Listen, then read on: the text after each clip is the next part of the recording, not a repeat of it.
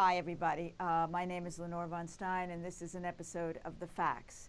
The Facts is a show that has modern music and episodes of discussion. This is one of those episodes, and today we're talking to Michael Parenti, who's a political scientist and an author, and among his recent books are the Waiting for Yesterday, Pages from a Street Kid's Life, and it's a memoir of his growing up in Harlem, in New York City. We're talking from New York City. His website is www.parenti.org, where you can read more about this very interesting man. And there's another book, The Face of Imperialism, among the new books, but he's written many books. And I've read a few of them, and they're really very enjoyable and useful and good reads. So thank you, Michael, for being on The Facts and joining us tonight. Let me ask you a question. How does the relation between wealth and poverty, how does wealth create poverty? Well, I've made that point that wealth does create poverty.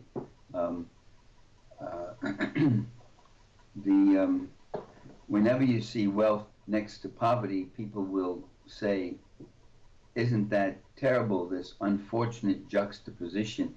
Here are these few people way on the top of the hills with so much wealth, living in such luxury, and here's the massive shanty town in such poverty. And it's just seen as an unfortunate juxtaposition. Isn't that just something too bad? Why can't we give a little more charity to these people? But the truth is there's a very dynamic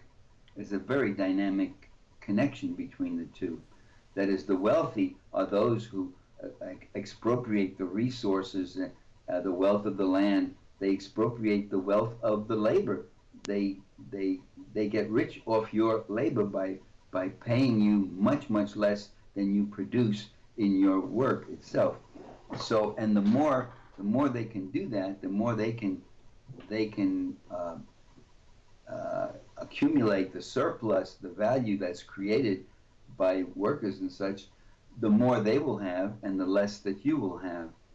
And so, and then the state itself services the wealthy. And when that works smoothly, you have a very successful capitalist country. For instance, one of the most successful capitalist countries is Indonesia, as say compared to Sweden or Finland or those countries. In the social democracies, you find that the very rich have to pay more in taxes. They a larger portion of their expropriation, their earnings, go back to the workers. The workers have 4 or 5 weeks of paid vacations, worker homes that they could go to, places like that. But in a country like Indonesia, capitalism works in its purest form. There are no regulations. There are no human services. There are no hospital plans or health insurances. If you are sick and you're poor, you just die. If you want hospital aid, you've got to pay for every little thing that you might be able to get. And the hospitals are often very run down and not very well kept. Regularly there are bus plunges because the buses are not checked. They're not fixed for according to traffic safety standards. So you have bus plunges. Well, who rides the buses? Poor people ride the buses to get to jobs or looking for jobs or whatever they're having to do. And there's no regulations. There's no human services. There's no public schools. If you can't afford to buy some education, your kid doesn't go to school. He hangs out in the streets. You look at Jakarta in Indonesia, and you've got hundreds of mosques all over the city. There's not a single park where kids can play in the park and such. Those areas have been taken up by building all these mosques. Keep the people busy praying to some imaginary god rather than organizing themselves against the terrible conditions that they have to live in. So that's how you do it. Now, here's something else that we should keep in mind. The number of people living in poverty throughout the world today is growing at a faster rate than the world's population. So poverty is spreading. As wealth accumulates, and it accumulates in greater and greater accumulations, so does then poverty spread. And that's what we're facing. And now they brought it home to America. The goal here is not social democracy of the kind we talked about in my last interview with you. The goal is not a country where the ordinary people can live this what they call middle class style of life and all. The goal is to keep people down and out. The hungrier I can make you, the less you earn, the harder you will work for less and less. And that's what the goal is. Do you think do you think we're moving, aside from these other places we're moving to where people have a better understanding of the relationship between wealth and poverty, that they're connected, that wealth is creating poverty, that poverty is... No, Lenore, I don't think the pundits that we listen to on the mainstream media ever entertain a question like that, because they want to keep their jobs. They don't want to start taking people's minds and thoughts into these forbidden critical areas. So I would have to say, I don't think. What does come up is the great inequality. That's becoming more and more evident, that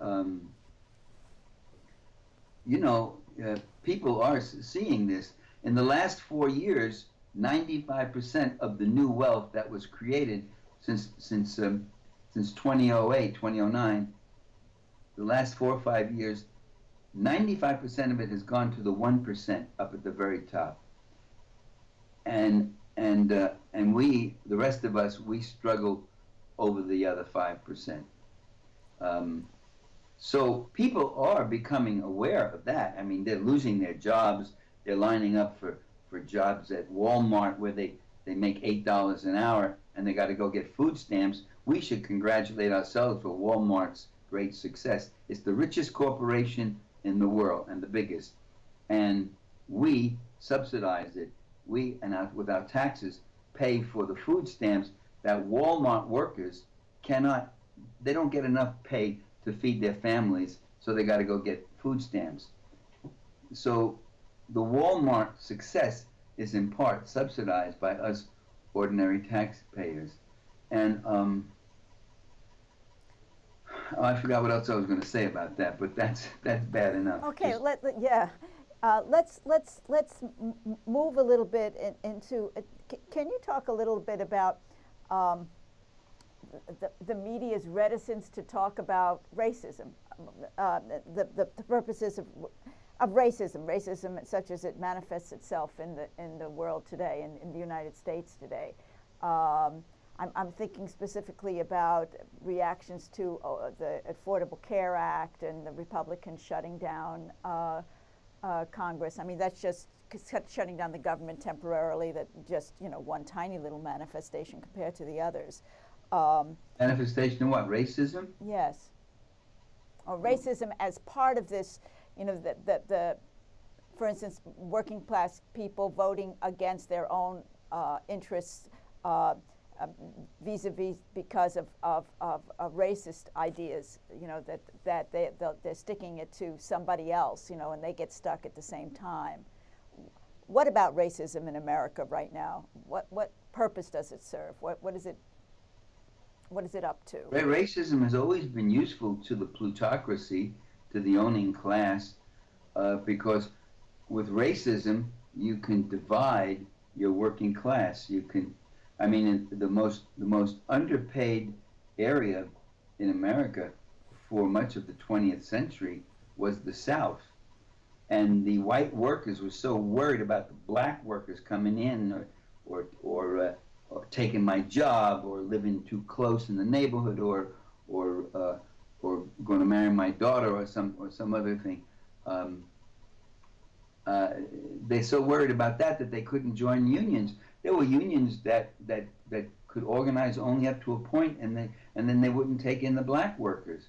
Um, Uh-huh. so uh, yeah, and so racism is very useful in dividing the working class and having a super exploited configuration. People who are more exploited than even the regular workers are, and that was blacks or newly arrived immigrants or women and children were both also workforces. The only thing that made women, in many instances, the only thing that made them employable was their willingness to work at very poor and exploitative wages, you see. And this was an issue that the feminist movement could have given a lot more attention to, I would think. I mean, most of these issues around race and gender, and especially, of course, sexual preference, gays and lesbians and all that, they get into all the lifestyle questions and issues, and they leave out how these things relate to class exploitation and class privileges. So I don't know if I answered your question. How does it? Can you talk a little bit about how the judicial system reflects the state of our democracy, racism in America, the prison Yeah, system? well, one of the things that's happened with American capitalism in the last 100 years is they've really built up and strengthened the police force structure in America. Cops used to be very poorly paid. I even remember this back in my youth, and especially in small towns and such, they were poorly paid and not that well paid. But the police are now militarized. You see, the police are now. You ever look at a cop when the Occupy movement was on, and you look at these cops with a helmet and a shield and a taser Yes. and a percussion grenade and of course an automatic weapon that could mow down a bunch of people, tear gas, you go on, and body armor of all kind, and they'd come into and they'd shuffle along in formation, rows of them pushing. Oh, they'd love it, the power they had, and beating up the demonstrators and protesters. And that's how they contained the Occupy movement. This was a movement that was talking about the 1% versus 99%. I mean, they were coming out and actually talking about the Great Divide, that 1% that owns the land, the labor, the markets, and the natural resources of the society, that treats the environment like it's a septic tank and just throws out stuff just to maximize their profits. They don't care if they leave nothing but wreckage and slime and pollution behind them, and that Occupy movement was bashed by these cops, and these cops are well-paid cops now. You got it here, right here in Oakland, California. The school teachers, I think, begin at 30,000 now. Imagine that. Just about Wow. 8 or 9 years ago, it was 25,000. The cops in these areas, they make upwards of 80,000, and by the time at the end and sometimes the end of the year with overtime and everything else, it's closer to 100,000. They retire on something like 90% of their full salary they get when they retire, plus a 3% increase every year, 2 years, whatever it is. Man, they live better. I never earned anything like that with my PhD from Yale University. Big deal. Although there's some teachers who are getting very well paid too, at the college, at university level. So the police are really strengthened this way, and the police have shown themselves to continually to be racist in their stop and search, and in beating up people, we know of Melissa Alexander. Is her name Melissa or Marissa? Mm-hmm. I forget.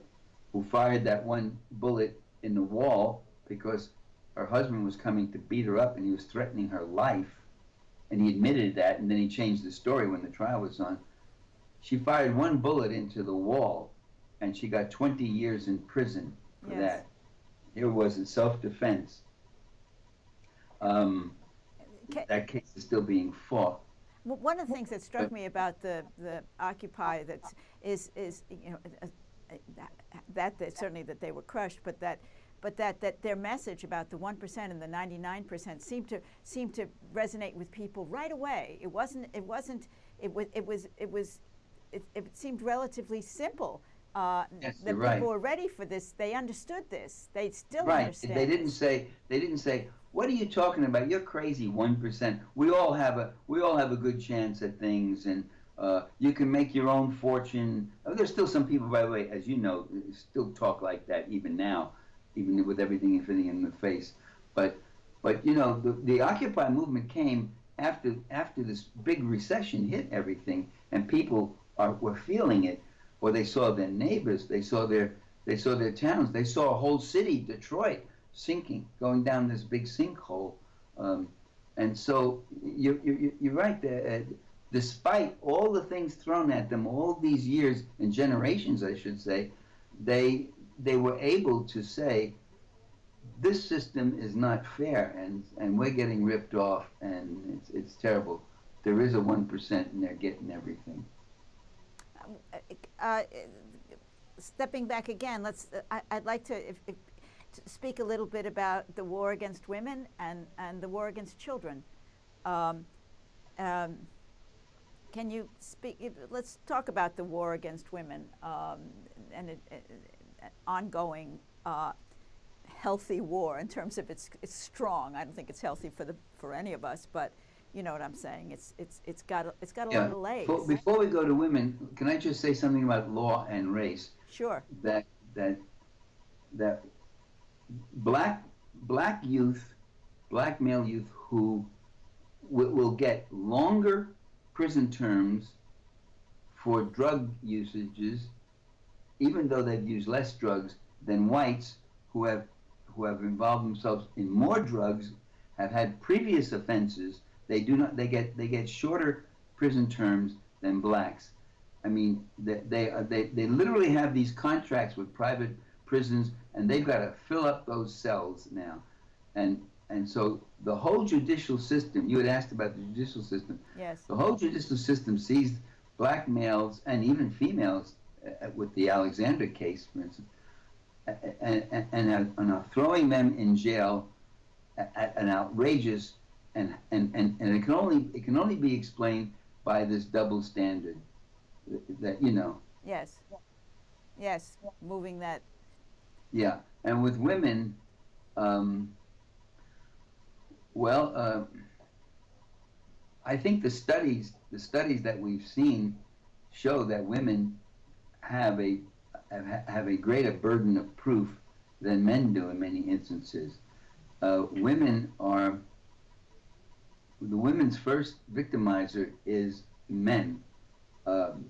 Women in America are beaten, they're killed, they're terrorized, they're intimidated, they're held down, and overwhelmingly the cases involve a husband or a boyfriend or some male figure in the family who's doing this to them, and that kind of stuff has to stop. And they say this knows no racial boundaries, and this knows no class boundaries, but it does. It really does. That people who are poorer often have a tougher time of it, and the law comes down much harder on them too. It seems to be so easy the example of the war on women, to push those buttons, they're so easily activated, these fears, these angers, these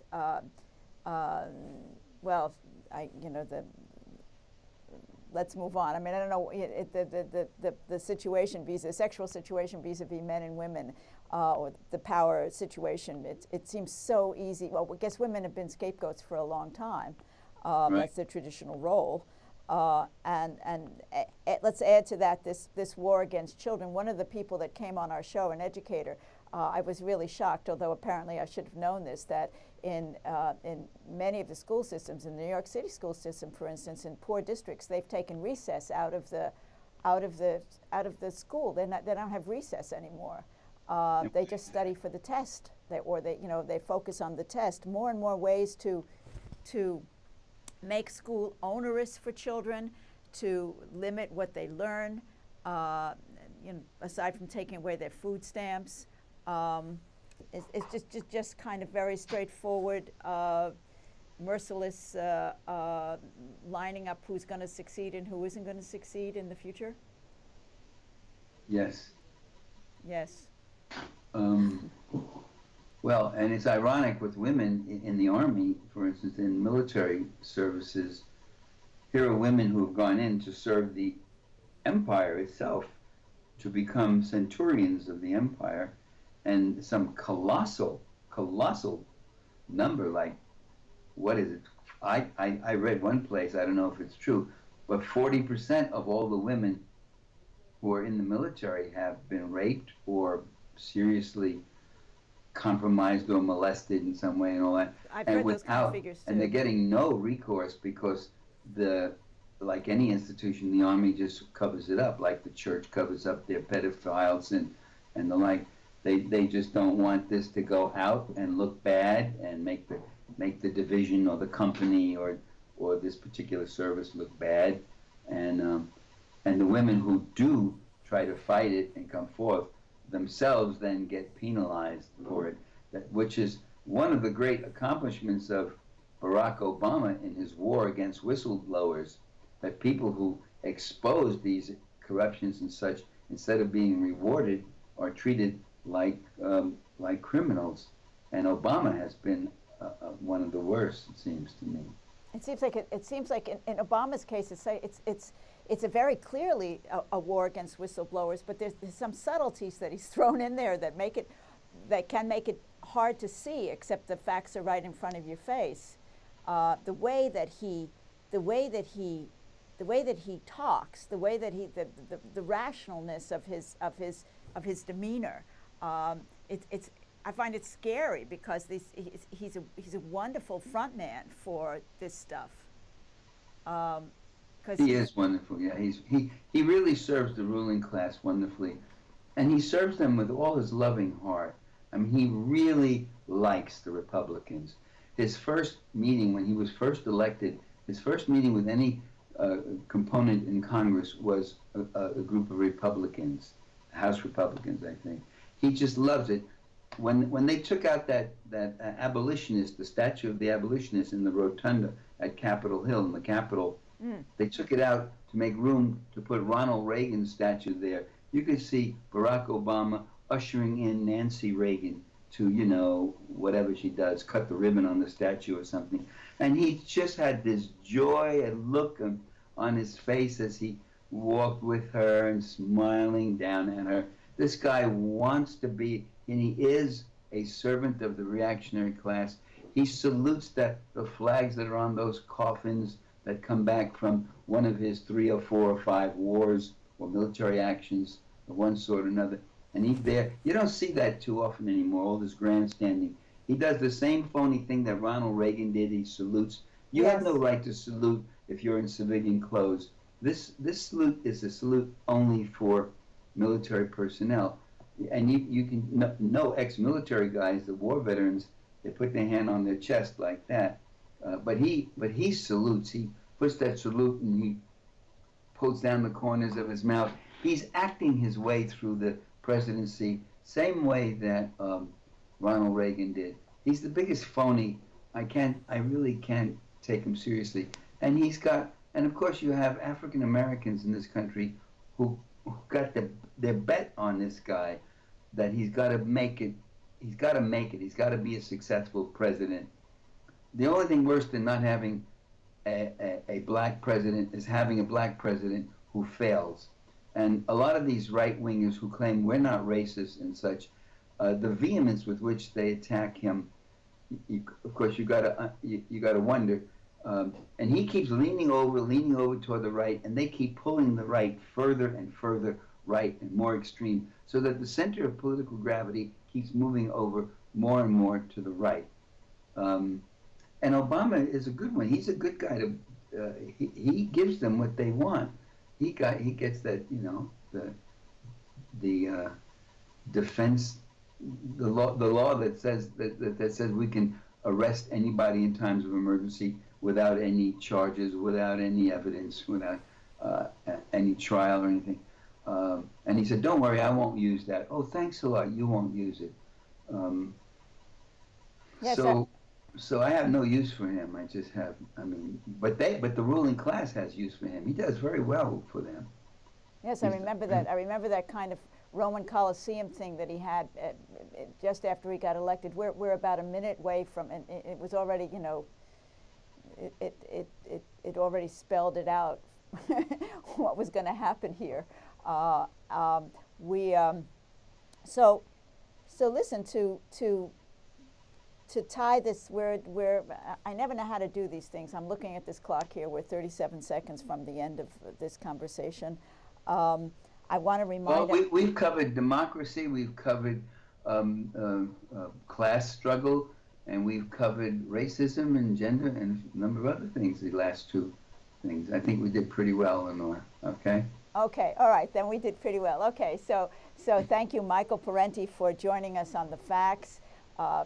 It was a pleasure. Thank you very much.